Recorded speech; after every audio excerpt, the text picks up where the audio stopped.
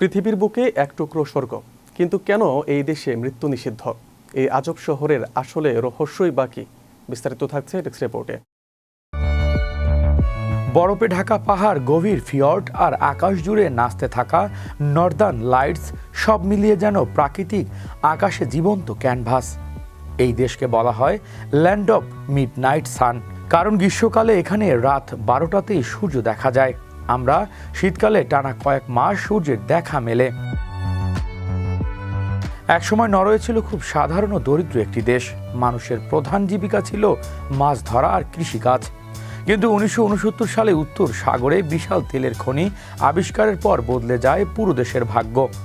তবে অন্য দেশের মতো তারা সেই সম্পদ অপচয় করেনি, বরং ভবিষ্যতের কথা ভেবে তৈরি করেছে বিশ্বের অন্যতম বড় সোভারেন ওয়েলথ ফান্ড।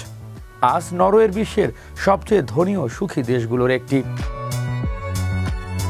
নরওয়ের সমাজ ব্যবস্থা ভীষণ আলাদা। এখানে ল অফ ইয়ান্তে নামক একটি ধারণা খুবই জনপ্রিয়, যেখানে সবাইকে সমানভাবে দেখা হয়। আপনি প্রধানমন্ত্রী হন বা সাধারণ কর্মী, সম্মান সবার জন্য সমান। তাই এখানকার বিলিয়নিরাও সাধারণ মানুষের মতো জীবনযাপন করে। নরওয়ের দ্বীপে মৃত্যুর প্রায় নিষিদ্ধ। প্রচণ্ড ঠান্ডার কারণে মৃতদেহ সহজে পচে না, তাই রোগ ছড়ানোর আশঙ্কা থাকে। এজন্য কেউ গুরুতর অসুস্থ হলে তাকে মূল ভূখণ্ডে পাঠিয়ে দেওয়া হয়। নরওয়ের জেলখানাগুলো পৃথিবীর সবচেয়ে আলাদা। অনেক জেলে কয়েদিদের গিটার শেখানো হয়, ভালো খাবার দেয়া হয়, এমনকি রুমগুলো দেখতে ছোটখাটো হোটেলের মতো।